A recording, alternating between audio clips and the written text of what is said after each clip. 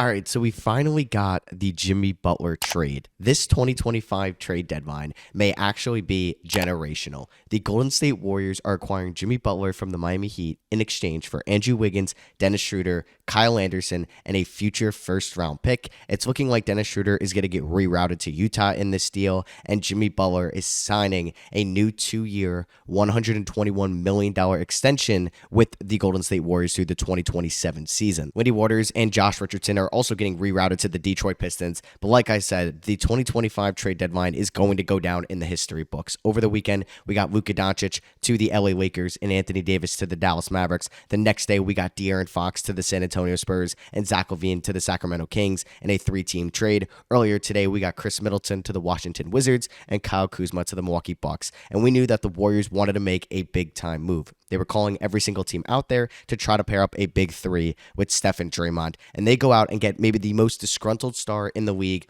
in Jimmy Butler. Finally, the saga of Jimmy in Miami is over. It ended on a really bad note after making it to 2 NBA finals, one in the bubble in 2020 and the other one in 2023, where they lost to the Denver Nuggets. And now Golden State is trying to go all in the final years of Steph Curry. Him, Draymond, and Jimmy are all around the same age, so it's now or never for this team. They were able to keep Brandon Podziemski and Jonathan Kuminga, as well as Moses Moody, so all their young guys they were able to retain in this deal. If Golden State actually went out and traded for somebody like a Kevin Durant, you'd have to think that those guys would have been dealt over to Phoenix just because of the difference in trade value between Kevin Durant and Jimmy Butler. So yeah, Jimmy is now a member of the Golden State Warriors.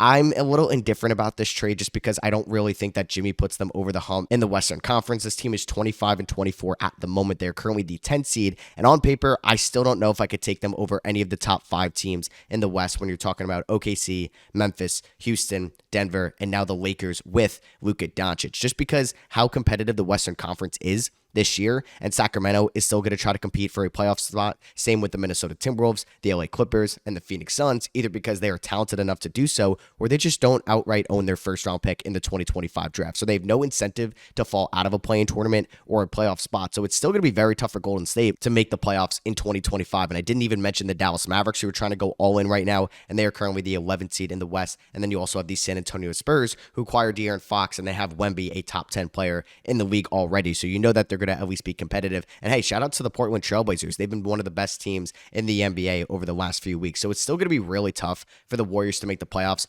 I don't mind what they gave up for Jimmy Butler. I just don't really think it moves the needle. I don't. Jimmy Butler played it in 25 games this year for the Miami Heat. He averaged 17 points, 5 rebounds, and 5 assists, and he's been suspended multiple times by the Miami Heat. I'm not really sure if Jimmy is going to be happy in Golden State. It said that he was not looking to sign an extension with them, and then he ends up signing the extension with them anyway. So maybe that was more so Draymond Green and Steph Curry potentially talking to Jimmy Butler, and this is going to create, like I said, a big three there. You're going to have a closing lineup of potentially Steph Curry, Jimmy Butler, Draymond Green. Maybe we're going to see Moses Moody in that closing 5. Maybe it's going to be Jonathan Kuminga when he's fully healthy as well, and they're going to go a little bit more small ball with Draymond at the 5. Now, obviously, Jimmy Butler helps them out immediately on the offensive end. You're getting one of the best playoff performers we have seen in the 21st century, and somebody that led not great Miami Heat teams to the NBA Finals. So just that alone is going to raise the Warriors' ceiling this year, but they got to get into the playoffs. For that reason, I'm going to give them a B in this trade. I do respect them going out and trying to get a little bit more competitive in the final years of Steph and Draymond. They wanted to go after Kevin Durant. Kevin Durant didn't want to return to Golden State, so they pivot to Jimmy Butler, who is the next best available star on the market. And Jimmy, like I said, is going to be able to help them reach another level in the playoffs, but it's just the uncertain and the unknown of where they're going to be seeding-wise when we get to the playoffs. Because what if somebody suffers an injury on this team? What if they just struggle out of the gate with the chemistry with Jimmy Butler in this closing 5? Are they going to have some floor spacing issues? While Jimmy has had his moments of being a good 3-point shooter, you're really going to have to rely on somebody like a Buddy Hield or a Moses Moody to step up with their 3-point shot in the playoffs. Jimmy, in 2023, averaged 37 points against the Milwaukee Bucks in round number 1. He averaged 24 points against the New York Knicks in round number 2, 25 points against the Boston Celtics in a massive upset in the Eastern Conference Finals, and did average 21 points against the Denver Nuggets in the NBA Finals. They're going out with this core of Steph Curry, Draymond Green, and Jimmy Butler. I'm really excited to see how it just pans out. The Warriors are definitely going to be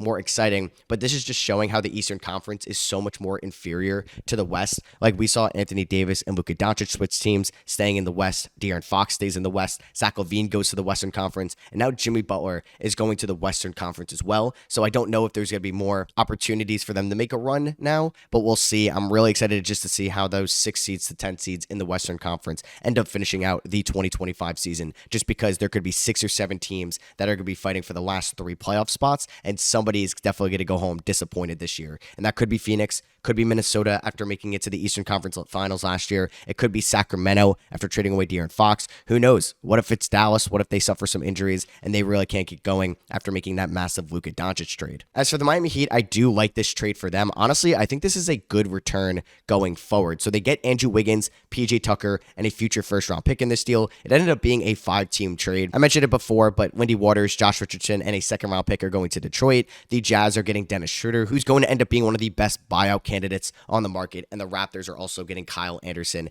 in this deal as well. Not really sure why the Raptors wanted to take on Kyle Anderson's money, but yeah, just getting Andrew Wiggins, who can maybe be unlocked in a different way under Coach Spo. PJ Tucker returns to the Miami Heat, where he has spent some time there in the past in that 2022 season, where they did end up losing in the conference finals to the Boston Celtics, and they get a future first-round pick. Honestly, Jimmy Butler could have left for nothing in the offseason. He could have cratered his value even more, and that didn't happen. They still got a good player in Andrew Wiggins in return. I'm sure they wanted to have an open cap sheet. I'm not really sure why Miami didn't want Dennis Schroeder in this deal, because he could help them out offensively, and he's a free agent at the end of the year, so it's not like they're locking up to some bad money in the long term. But Andrew Wiggins and a first-round pick for a disgruntled star who is most likely going to leave in the offseason, I'm going to give this trade for the Miami Heat a B+.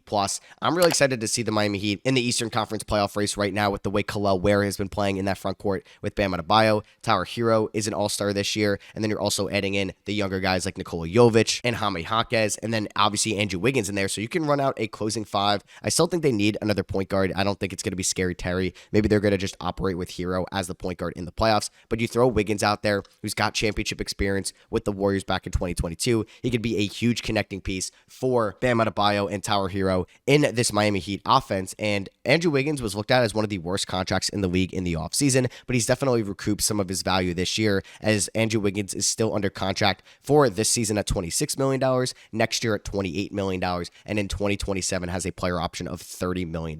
And Wiggins is still fairly young. He's still 29 years old. He's on the right side of 30, and this year Wiggins is shooting 44% from the field, but 38% from 3 on 6 attempts a night. He's also getting to the free throw line a little bit more than he did in years past, and is averaging 17.5 points, 4.5 rebounds, and 2.5 assists. So all in all, I'm just really happy that this is finally over and Jimmy Butler is now off of the Miami Heat, just because this was one of the biggest soap operas we have seen, maybe since like the James Harden or Kevin Durant requested trade days a few years ago. And I think Golden State and Miami are still winners in their own right here. I mean, just going from Wiggins, Dennis Schroeder, and Kyle Anderson to 2 years of Jimmy Butler should be an upgrade for this Warriors team. And then they also just have to dish out 1 first-round pick. If they went out and traded for somebody else like Kevin Durant, they probably would have to given up more than 1 first-round pick or one of their young guys. So I think that is a big win for the Warriors here that I don't want to go unnoticed. Keeping Podziemski, keeping Moses Moody, keeping Jonathan Kuminga. And I know those guys haven't really hit their fullest potential, but Kuminga is a restricted free agent at the end of the year. You could still try to use him as a connecting piece going forward. And who knows, maybe Jimmy Butler can unlock something in the young wing going forward and try to model his game off him a little bit. So yeah,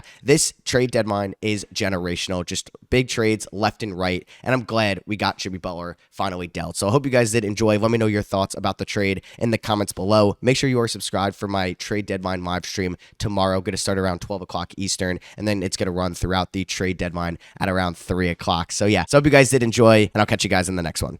Peace.